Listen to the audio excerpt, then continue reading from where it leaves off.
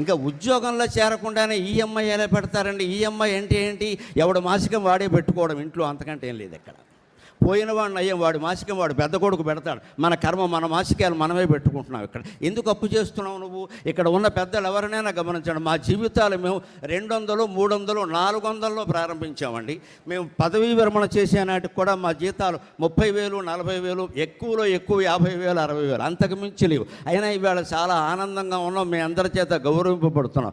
మిత్రమా, మీరు వైద్య విద్యార్థులు, రేపు డాక్టర్లుగా ప్రవేశించాక పల్లెటూళ్ళలో ఉచిత వైద్యం చేయాలి. ఎవరు చేస్తారు ఇవాళ? డాక్టర్లు చెయ్యి పట్టుకుంటే వెయ్యి, మళ్ళీ వదిలిపెడితే వెయ్యి. నమశివాయ.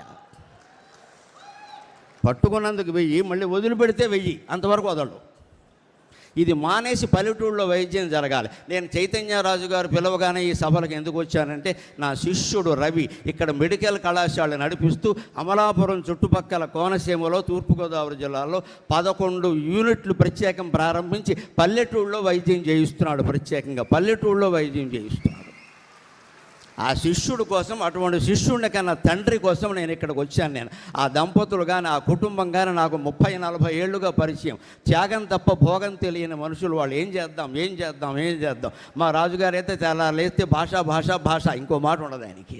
అటువంటి ఆయనకు పుత్రులు రామలక్ష్మణులు లాంటి వాళ్ళు ఉన్నారు, మా రవి, శశి, ఇద్దరు కూడా. వాళ్ళు పల్లెటూళ్ళలో ఈ వైద్యాన్ని వ్యాప్తి చేస్తున్నారు. పల్లెటూళ్ళలో వైద్యం చేయాలి. ఇవాళ మీ వైద్య విద్యార్థులందరూ మీరు చిన్నవారైనా మీకు శతాయుష్షు కలగాలని ప్రార్థిస్తూ నేను కోరుతున్నా. పల్లెటూళ్ళలో వైద్యం చేయడానికి మీలో ఎంతమంది సిద్ధంగా ఉన్నారు? మీరు వైద్యం చేసినా మంచిదే, చేయకపోయినా మంచిదే. దిక్కుమాలని అమెరికా వెళ్ళకండి, అదొక్కటి ప్రతిజ్ఞ చేయండి చాలు, ఇంకేం అక్కర్లేదు.